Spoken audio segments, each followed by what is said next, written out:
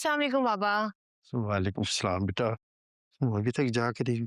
जी, अम्मी ने कहा था कि बाबा आएँगे तो खाने का पूछ लूँ। आप खाना खाएँगे? नहीं बेटा, खाना नहीं खाऊंगा, खा गया। चाय तो पिएँगे ना बाबा? चाय भी नहीं पीऊंगा। जाओ जाकर आराम करो, काफी रात हो गई।